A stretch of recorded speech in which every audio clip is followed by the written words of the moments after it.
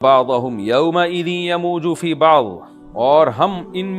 میں سے بعض کو، یعنی جو یاجوج ماجوج ہیں ان میں سے بعض کو، یومئذ جس دن ایسا ہوگا، جس دن اللہ کا وعدہ آئے گا اور یہ دیوار ٹوٹے گی، یموج فی بعض، ہم ان کو ایسا کر دیں گے کہ یہ ایک دوسرے میں گھس رہے ہوں گے۔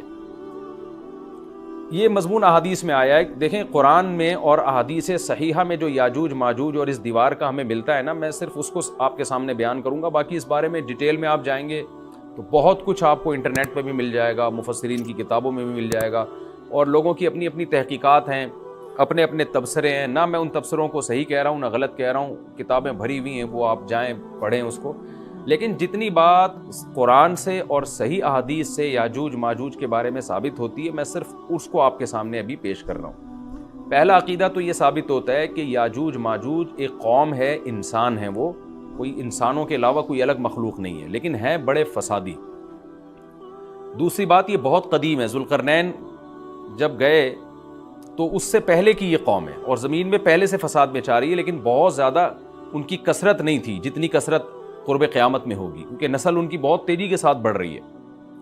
تیسری بات یہ ہے کہ اللہ نے ان کو دنیا کے کسی حصے میں رکھ کے چھپا دیا ہے۔ چھپایا اس لیے ہے کہ ان کے ظاہر ہونے کا ایک ٹائم ہے، اور وہ ہے حضرت عیسیٰ علیہ السلام کا دور۔ حضرت عیسیٰ ابن مریم کے دور میں یاجوج ماجوج ظاہر ہوں گے، تو اسی کو آپ چوتھا پوائنٹ بھی کہہ سکتے ہیں۔ تیسرا پوائنٹ کیا ہو گیا کہ ان کو چھپا دیا گیا ہے، لہذا یہ جو لوگ کہتے ہیں نا یاجوج ماجوج دریافت ہو گئے ہیں، فلاں جگہ ہیں فلاں جگہ ہیں، تو بھائی ہمیں جب ایک چیز چھپا دی گئی ہے اور ایک ٹائم بتا دیا گیا ہے کہ اس ٹائم پہ ظاہر ہوں گے، تو اس سے پہلے وہ دریافت ہو ہی نہیں سکتے۔ پہلے دریافت ہو گئے تو اس کا مطلب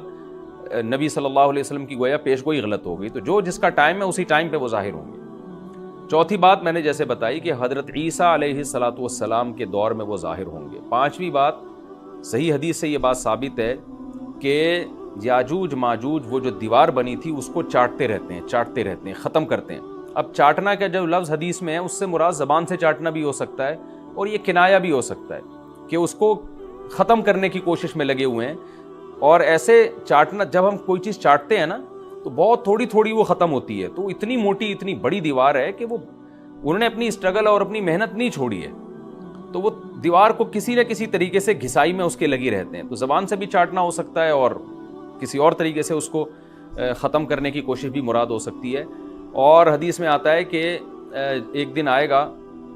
وہ جب ختم ہونے والی ہوتی ہے نا تو وہ کہتے ہیں کہ ہم کل اس کو دوبارہ شروع کریں گے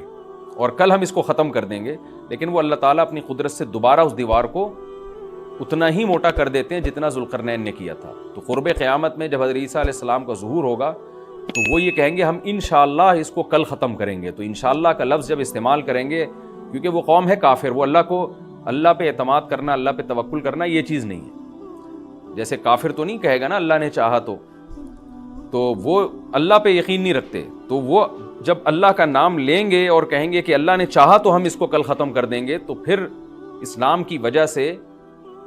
وہ دیوار ختم ہوگی۔ وَتَرَكْنَا بَعْضَهُمْ يَوْمَئِذٍ۔ اچھا ہاں، میں بتا رہا تھا کہ حدیث سے کیا پوائنٹ پتہ چلتے ہیں، تو یہ 5 پوائنٹ ہو گئے۔ چھٹا پوائنٹ یہ کہ حضرت عیسیٰ ہی کے دور میں یہ کسی وبا کے ذریعے ہلاک ہو جائیں گے۔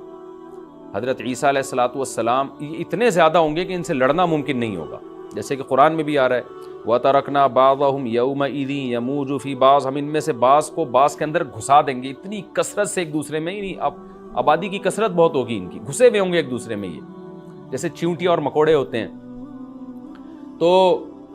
ان سے لڑنا ممکن نہیں ہوگا۔ تو حضرت عیسیٰ علیہ السلام لوگوں کو لے کے کوہ طور پہ چلے جائیں گے، اور باقی مسلمان وہ اپنے اپنے گھروں کے اندر بند ہو جائیں گے، اور پھر اللہ کی طرف سے ایک وبا آئے گی، اور اس وبا میں یہ سارے کے سارے ہلاک ہو جائیں گے۔ اور پھر جب ہلاک ہو جائیں گے تو اتنی زیادہ ان کی لاشیں زمین پہ ہوں گی، اتنی زیادہ کہ انسانی آبادی ان کی لاشوں سے متعفن ہونا اور بیمار ہونا شروع ہو جائے گی، ان کی لاشوں سے بدبو اٹھے گی، اور ظاہر ہے انسان ہوں گے یہ، تو اس کی وجہ سے جو زمین کا ماحول خراب ہوگا۔ پھر حضرت عیسیٰ علیہ السلام اللہ سے دعا مانگیں گے کہ اللہ تعالیٰ ان کو کسی طرح ٹھکانے لگائے، کوئی انتظام کرے۔ پھر حدیث میں آتا ہے بارشیں ہوں گی اور سیلاب آئیں گے، اور ان کی لاشیں بہہ بہہ کے پانیوں میں جا کے، سمندروں میں جا کے ختم ہو جائیں گی۔ اللہ تعالیٰ ان کو اس طرح سے ٹھکانے لگائے گا۔ تو یہ یہاں تک جتنے بھی مضامین ہیں یہ صحیح